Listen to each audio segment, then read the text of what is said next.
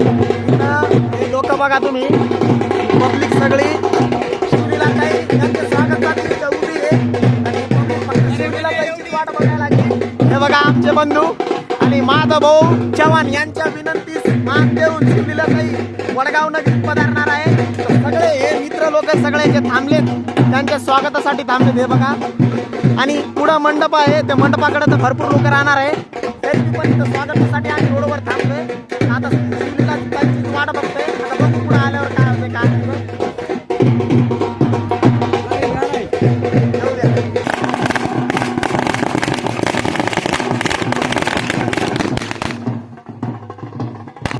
मित्रांनो शिवलीला ताई आलेली आहे, हे बघा तुम्ही, शिवलीला ताईची गाडी आहे, त्याच्या पाठीमागे एक ॲम्ब्युलन्स आहे। हे बघा शिवलीला ताईचे भक्त।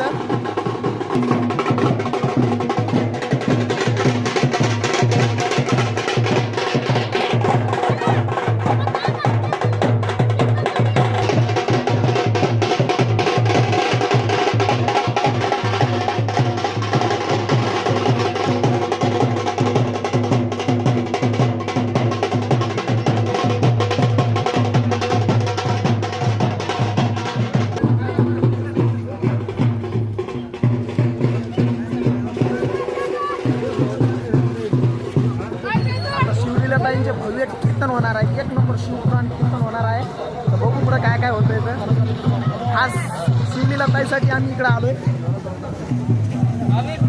आमच्या मित्राचं म्हणणं होतं याचं की भैयासाहेब तुम्ही या एक व्हिडिओ बनावी तर येऊन शिवलीला ताईचा। बरं म्हटलं काय अडचण नाही, आलोय आम्ही। आता बघू पुढे काय काय होतं, काय काय कीर्तन वगैरे बघू।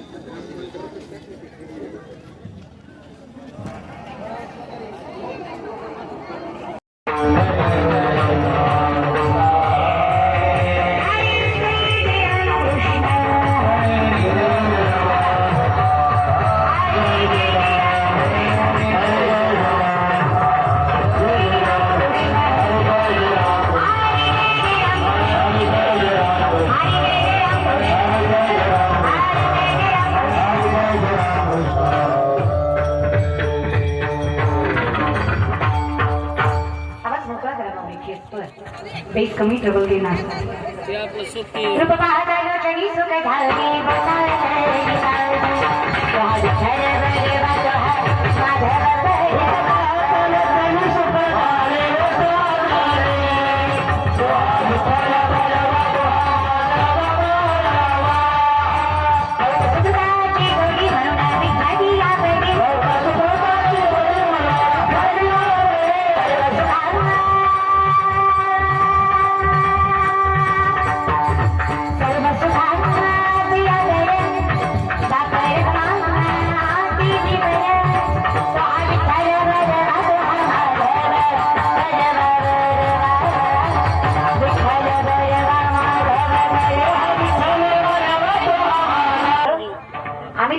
नाव घेतो तो अखंडितपणे आमच्या पाठीशी। आज थोडेफार दिवस वाईट असतील किंवा चांगले असतील, चांगले असेल तर आम्ही मागणार नाही आणि वाईट असले तर खचणार नाही, कारण आम्हाला माहित आहे तू परीक्षा बघतोय। चांगल्या काळातही आम्ही तुला विसरतोय का याची जाणीव करतोय आणि वाईट काळातही आम्ही तुला विसरतोय का याची जाणीव करून घेतोय।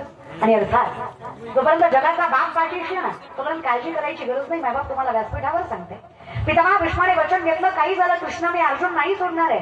देवाला चिंता वाटायला लागली अर्जुनाची, अर्जुनाला कक्षात जागा करायला गेले। देव उठ बाबा अर्जुना, भीष्माने पण केला तुला मारायचा, माहित नाही का? माहित आहे रे देवा, तरी झोपलास। एवढ्या संकटात, एवढ्या व्याधीत, एवढ्या त्रासात तुला झोप तरी कशी आली? विश्वातलं सगळ्यात मोठं युद्ध लढायचंय तुला. चतुरंग सैन्य त्यांना देऊन पडलास. तुझ्यापेक्षा दीडपट मोठं सैन्य त्यांचं. शस्त्रबल त्यांच्याकडे जास्त, मनुष्यबल त्यांच्याकडे जास्त, धनबल तेही त्यांच्याकडे जास्त. तरी तू निश्चिंत.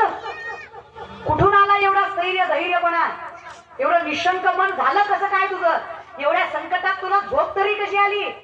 बरं का माळेगावकर, त्यांना झोपा येत नाही, त्यांनी कान देऊन ऐका. बरीच लोक अशी आहेत ज्यांना झोपा येत नाही. खरं आहे म्हणा, तुमचा पलंग सासऱ्याचा पैशाचा आहे, तुम्हाला झोप तरी कशी लागेल? त्याला पलंग तरी स्वतःच्या कष्टाचा पाहिजे ना. तुम्हाला असं वाईट वगैरे वाटत नाही दादा? लेक आहे म्हणून विचारते बरं का. पलंग सासऱ्याचा, कपाट सासऱ्याचं, टीव्ही सासऱ्याची, फ्रीज सासऱ्याचा, लियक तेजीच काम कराय तरी माझ आपल्याला थोडं असं वाईट वाईट वाटत नाही जरा की आपलं चुकतंय बाबा काहीतरी. तुम्हाला काही कळत नाही का गमाय? आता अशाच्या हातात पोरगी द्या ज्याला तुमच्या लक्ष्मीची किंमत पैशापेक्षा जास्त वाटत असेल, जो तुमच्या पोटच्या पोरीला सामर्थ्यानं सांभाळत असेल. काय अवघड आहे नाही का? आणि हे मी नाही सांगत बरं का, शास्त्र सांगतं. उत्तमम सर्जितम कष्टम मध्यमम पितु अर्जितम भादम आदम मातृवित्तच्च त्रिवित्त अधमादम. जो स्वतःच्या कमाईवर जगतो ना तो शास्त्रात उत्तम पुरुष आहे. जो भावाचं खातो तो आधम आहे. जो बापाच्या इस्टेटीवर जगतो तो मध्यम आहे.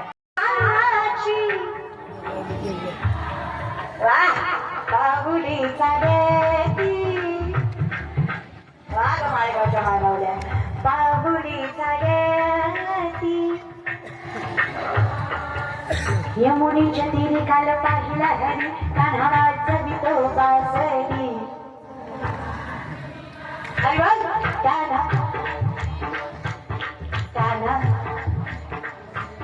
तुम्हाला काय टोचतो का देव?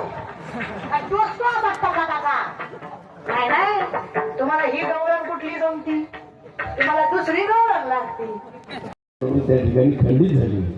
पण येणाऱ्या वर्षापासून मी निश्चितपणे ही परतूरला जी माझी पूर्वीपासून कथा चालू आहे त्या ठिकाणी आतापर्यंत महाराष्ट्रातली सगळी संत मंडळी परतूरला येऊन गेलेली आहे.